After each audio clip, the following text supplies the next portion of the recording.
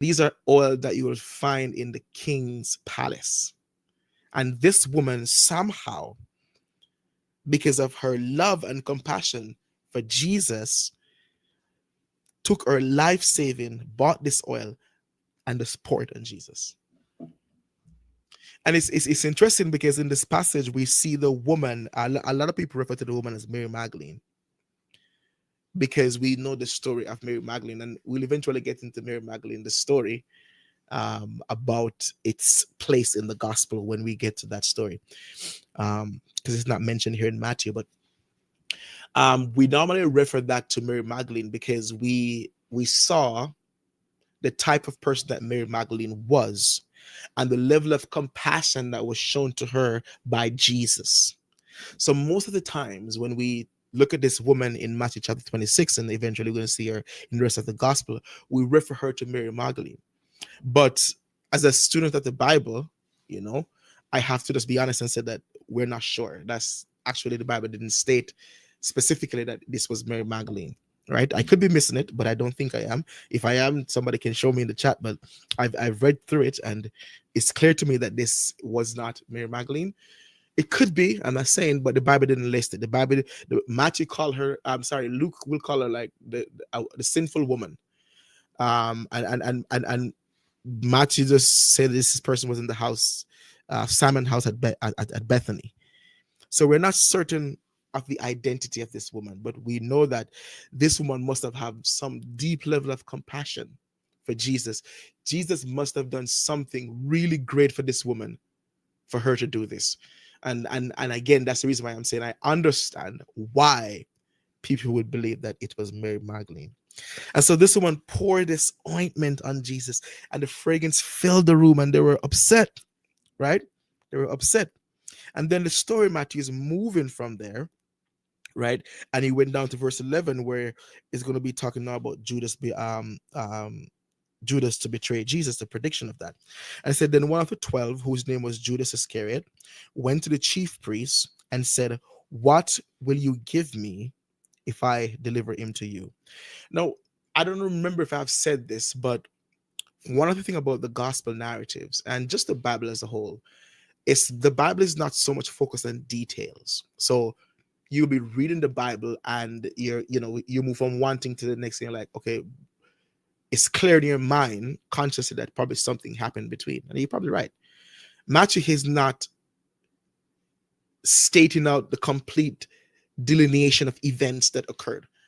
He's giving you the chunk that is necessary, led by the Holy Spirit. He's giving you what is necessary for you to understand. So a lot is happening, right? And sometimes I'm going to say stuff that is an holy imagination, sanctified imagination, right? Not scriptural, but it's plausible, and I'll refer to that as we go along. But the Bible is not so much big in details. It's just giving you the facts as we go. So here we see that Judas somehow went to the Pharisees and the Sanhedrin, these people, and he was like, what would you give me if I deliver him to you?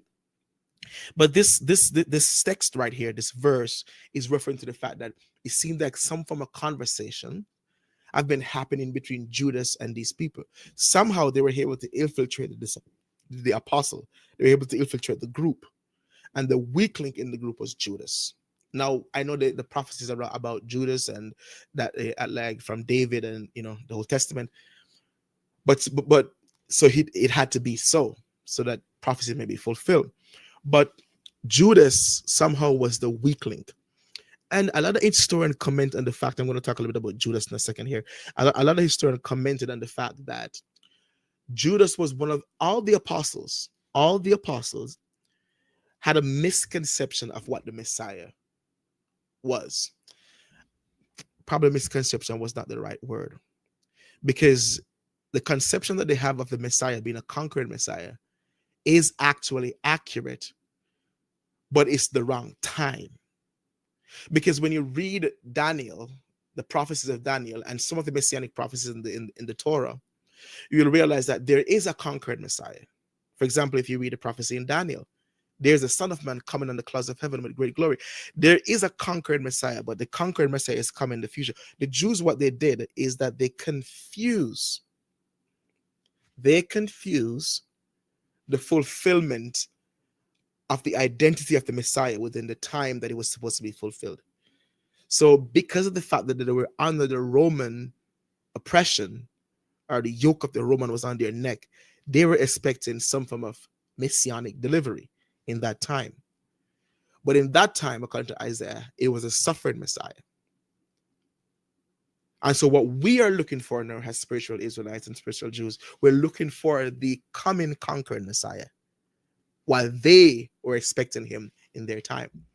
And so the disciples also had this confusion. It wasn't just the Pharisees. The disciples had this confusion as well. But the thing with the disciples is that they were willing and open to understand specifically the prophecies concerning the Messiah. Judas was also amongst that group. He also had this conception. But it seems like for Judas, it had a greater grip on him. And so some historian and Bible theologians believe that Judas was struggling with the fact of Jesus not being the conquered Messiah.